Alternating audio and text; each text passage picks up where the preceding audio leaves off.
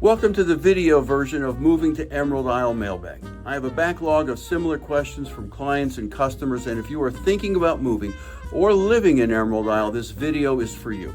My name is Denis Raczkowski, your local Emerald Isle real estate expert. My contact information is in the description below, and I answer every message.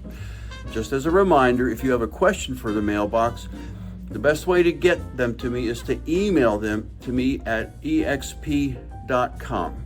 or text them to 919-308-2292. My full email address is in the description below. Let's dive into this week's top relocation questions straight from the inbox. Question number 1, how much do homes really cost in Emerald Isle? Great question, and honestly, the answer depends on what you want. On the low end, you might find an inland cottage or fixer-upper for $450,000 to $550,000.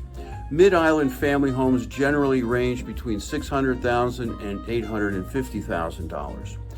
And if you're going oceanfront or soundfront, be ready for 1.2 to 2 million and up, depending on location, lot size, elevation, and square footage of the home.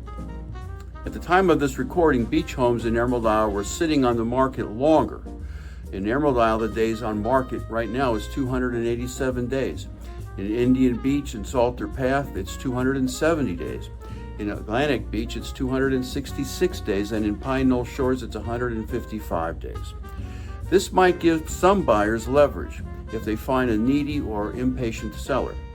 However, prices of homes, especially in Emerald Isle, continue to rise. If you want to take a deeper dive into Emerald Isle and the Crystal Coast real estate markets, I put a link to my recent video on the July market analysis in the description. And good news for investors. Rental income potential in Emerald Isle is strong, especially between May and October. And my second common question is, what about hurricanes and insurance costs? Here's the deal. Yes, we get storms. In fact, just the other day, Tropical Storm Chantal made landfall near the South Carolina-North Carolina border. It brought out the red flags in Emerald Isle, signifying dangerous beach conditions and some rain. But life in Emerald Isle goes on as usual. The same cannot be said inland, where I used to live in Durham, North Carolina, where rain from Chantal set off life-threatening flash floods, killing at least one person and prompting dozens of rescues.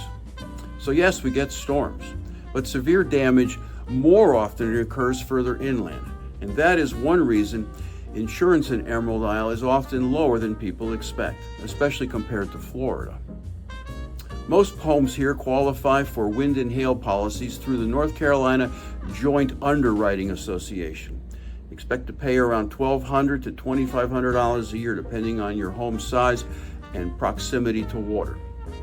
Flood insurance is optional in many areas, especially if you're elevated. But if you are oceanfront and have a mortgage, you will need a flood policy. I have homeowners wind and rain and flood policies on my oceanfront properties. And if the home has a fortified roof, your homeowner's premium can drop as much as 30%. Word of caution, if your roof is over 20 years old, it may be difficult to find coverage anywhere. The bottom line, insurance is part of beach life, but it is manageable, affordable, and nothing like the insurance environment in Florida and Texas.